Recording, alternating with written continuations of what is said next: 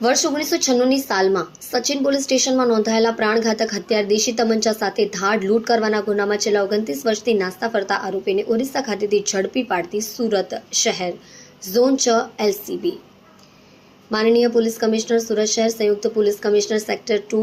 નાઓએ નાસ્તા ફરતા આરોપીઓને શોધી કાઢવા માટે સૂચના આપી હોય, જે અનુસંધાને નાયબ પોલીસ કમિશનર ઝોન 6ના સુપરવિઝનમાં પોલીસ સબ ઇન્સ્પેક્ટર PR સંગાડાના નેતૃત્વ હેઠળ ઝોન 6 વિસ્તારમાં આવેલ પોલીસ સ્ટેશન વિસ્તારના નાસ્તા ફરતા આરોપીઓને શોધી કાઢવા અનવ્ય ઝોન 6 એલસીબીના પોલીસ માણસો assistant head constable Deepak Kumar Harisangh તથા Bhagwan Prakashrao,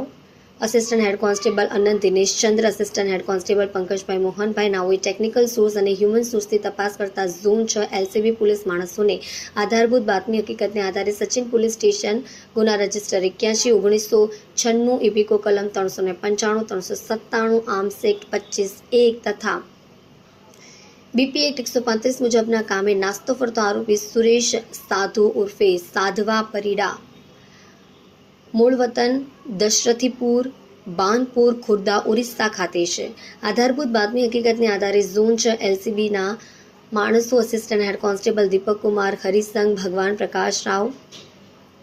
assistant head constable Dinesh Chandra, assistant head constable Pankajbhai Mohanbhai નાઓને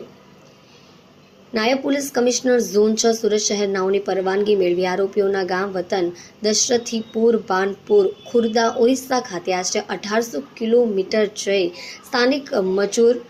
laundry boy તથા ઈંડાની લારીવાળાની વેશભૂષા ધારણ કરી 5 દિવસ સુધી આરોપીની માહિતી એકત્રિત કરી ચોક્કસ બાતમી હકીકતને આધારે સચિન પોલીસ સ્ટેશન ગુના રજિસ્ટર 81/1996